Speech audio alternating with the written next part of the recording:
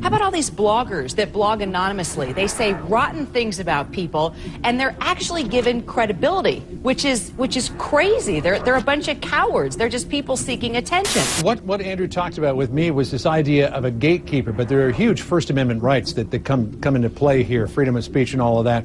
And he said that the people who need to be the gatekeepers are the media to check into these stories. In the days since the New York Times revealed an elaborate Defense Department program aimed at using retired officers to carry the Bush administration's message on television and question the financial ties between some analysts and military contractors. And too often now people say, and we've all heard it, but I read it on the internet. Is it that solves the bar bet, you know? And I'm afraid not. You are a mind-controlled weasel who feels solace in joining the hive borg of weak disinformation. You are not the intellectual. You are not the person to dictate to me what reality is. Do you understand me, boy? Do you understand me, boy? He is angry at the government. He's talking about 9/11 conspiracy theories. He's talking about Dick Cheney more than he is President Obama. He's talking about even the JFK conspiracy theories around that assassination.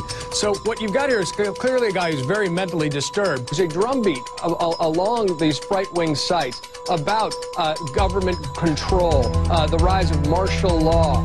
Many of us were told in private conversations that if we voted against this bill on Monday, that the sky would fall, the market would drop 2,000 or 3,000 points the first day, another couple thousand the second day, and a few members were even told that there would be martial law in America if we voted no. Really, they're sort of pumping up an apocalyptic urgency that sort of some folks can take them too far. The 9/11 truth movement is part of that, but it's part of a larger trend we're seeing of some folks, especially in the last year to 18 months, taking some of these paranoid fantasies from online and translating them into violent action. Conspiracy theorists, you relish the word. You don't have any intellectual acumen, any gravitas. You just have a label so you can, your mind can decide snobberishly to say that I don't have documentation. If the government of this country lied to kill over 1 million Iraqis with fake WMDs, do any of us think that any of our lives mean a rat's behind for this establishment?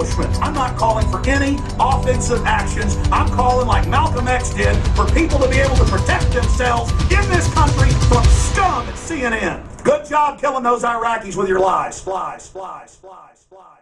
Direct to you and in your face. You're listening to the Alex Jones Broadcasting Network. All right, here's the bio of the individual we're about to interview for the next 30, 40 minutes or so. He's Pale Horse. Let's go ahead and play a clip of Pale Horse. Here it is. It has nothing to do with the fact that we have a black president. I started my group several years ago, before we had a black president, when Bush was in office. They're trying to make it look as if, all of a sudden, Obama's in office, and now all of a sudden these militants are taking up arms. You know, I'm just trying to get the word out there and just train to protect my family. And, you know, I think you have the wrong idea of, you know, who I am. The FBI conducted raids in the Midwest over the weekend, apparently targeting a right-wing militia group. The raids that resulted in at least 7 arrests occurred in Michigan, Indiana, and Ohio. Some of those arrests are expected to face gun charges. However, it's still not clear what prompted the raids because the arrests remain sealed and will be opened later today when the suspects are expected to make their initial appearance in a U.S. district court in Detroit. Reports say those arrested are part of a Christian militia group. They are Midwestern Americans armed and ready to go to war against the United States, killing scores of police. That was the urgent warning by the FBI as it moved in on a small Christian militia in Michigan. Members have been rounded up in 3 states tonight, and now another standoff with another suspect. Dan Harris with the news at this hour. Dan? Diane, good evening. The group in question here is called the Hutare, which apparently means God's soldiers. Prosecutors say these are no weekend warriors. They're alleged to be one part anti-government militia and one part fundamentalist apocalyptic Christian army. I've always told the militia, you're constitutional, you're wonderful, you're the salt of the earth. We should be mainline and run for sheriff and have it be shooting enthusiast clubs. So any group that's hiding in secret and telling you to sneak around in the bushes with them, though, is going to be filled with feds, and they're going to try to provocateur you and plant pipe bombs on you. Okay, so I want to warn anybody that gets involved with these militias that you're going to be there with feds or foreign mercenaries or Mossad agents who are going to be trying to get you to carry out acts of terrorism. Drew, was this group a real threat? Deep down, I really, after being on this story for like 3 days, I don't think these people have the capability to do much at all. Several details in this case talk about how, they couldn't get the bomb-making material, they couldn't get the bombs to work. The undercover agent actually had to assist them in trying to help them, to show them how to make these things. As the details emerge, it seems like there's an undercover person in there, and as you said, oftentimes we've seen that undercover officer has had to kind of help them along in their plans to get them to a place where they may be operational. I mean, I don't know if that's the case in this one, other than, voices on a tape and what sound like sort of half-baked plans. Is the feeling that prosecutors have enough to convict these people? And a lot of these militia guys get mad because they want to strut around at events in camo and walk around acting tough, and it's like some kind of adolescent, deal or something. And then I see them go to prison. I see them get set up. Anytime somebody's joined a militia, yeah, we're going to case out the local police station. And then you find out it's the cops leading it, and they bust you, and they put a pipe bomb in your car, and it's militia's plan to bomb the police station. And it comes out 6 months later in federal court that you weren't planning that. This was an old tactic throughout history. If you have opposition, you simply demonize them by creating your own crisis, your own massacre or terrorist bombing or incident, and then blaming it on your political opponents. When you have 50, 60,000 peaceful demonstrators out exposing the corruption, how do you neutralize them? Well, you simply send in your boys to create a crisis to offer a solution. Again, I was on television saying that bin Laden's a CIA asset, looks like he'll attack New York. Saying, call Washington, tell them to call off the attack. Hello, ladies and gentlemen. I'm so glad that you could join us today for this Wednesday, July 25th, 2001 broadcast. Tyranny is enveloping the globe, and the United States is a shining jewel the globalists want to bring down, and they will use terrorism as the pretext to get it done. So that's coming up in the second half of the show. Very important information. I'm going to put the call out that you call the White House and tell them, look, we've seen the news stories that you've wanted to blow things up, that you have blown things up, and that you're saying that 4 million of us are going to die and we need martial law and the Associated Press at one of your little drills you had, and that we're aware of who the terrorists are if you pull this. This can stop this Hitlerian Reichstag event. I want to put the toll-free number up for Congress. And I won't want you to believe Alex Jones. I want you to go get these news stories off my website. I want you to call these major newspapers. I want you to find out these statements were true by the White House about preparing for martial law. And I want you to let them know that if there is any terrorism, we know who to blame. The point is, if any terrorism comes, it's from this government. And if there was an outside threat like a bin Laden, who was a known CIA asset in the 80s, running the Mujahideen War, and whose family builds all the military bases over in Saudi Arabia right now, and sits on the board of Iridium Satellite. He's the boogeyman they need in this Orwellian phony system. I want the White House numbers up there now. A big part of this solution, after you research all the government terrorism and check out what I'm saying is true, call the White House and tell them, we know the government's planning terrorism.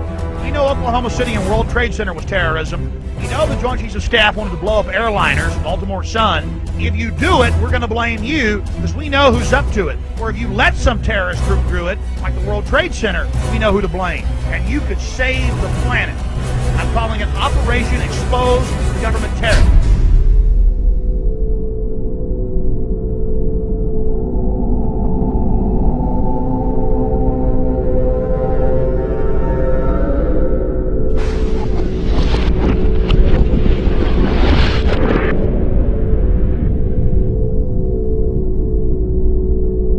On almost everyone's list of the most likely suspects for today's attacks. The alleged mastermind, America's most wanted terrorist, Osama bin Laden. He has described the United States as the devil.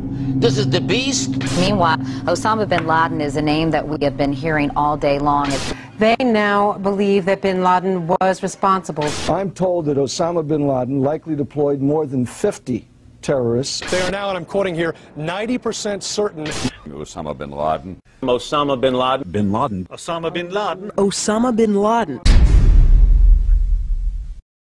And not to be concerned. I have no intention of letting anyone buy me off or make any kind of a deal with me. And you're not planning to commit suicide? And I'm not planning to commit suicide either. The fact that you're so visible really protects you going on Larry King and other big shows, but you want to put it on record that you're not planning to commit suicide?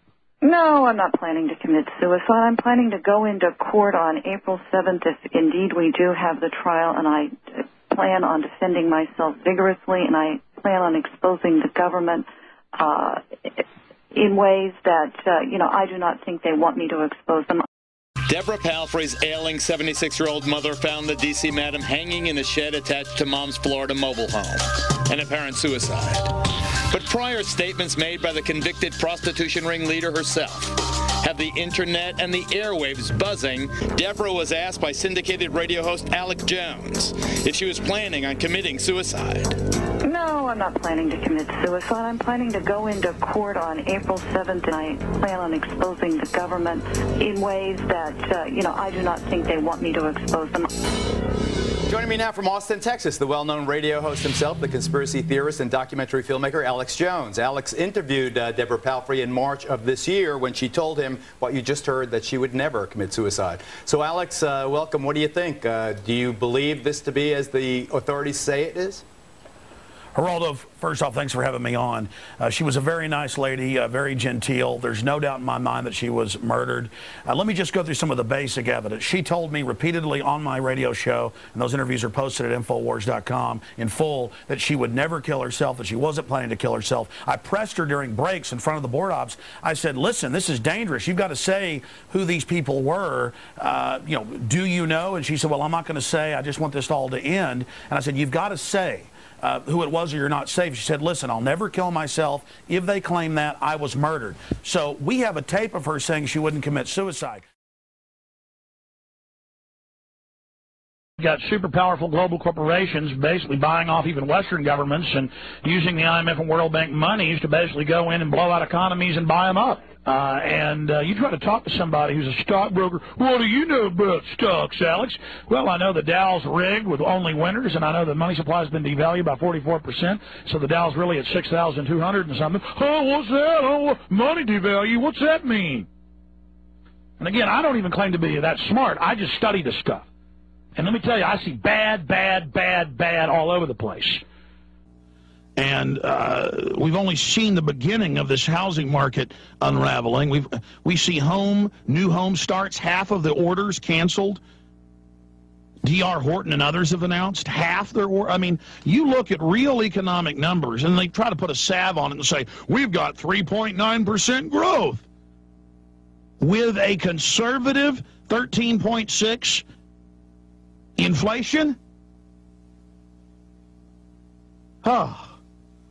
And that's compounding each year. I'm just saying, batten down the hatches, get ready. Then we have this out of the New York Post, which it's clear they're trying to drive an implosion. I don't know why they're ratting on themselves here. They pushed an implosion of the starting of the real estate market. Why? Because it's a money sink that they don't want you to be able to run to.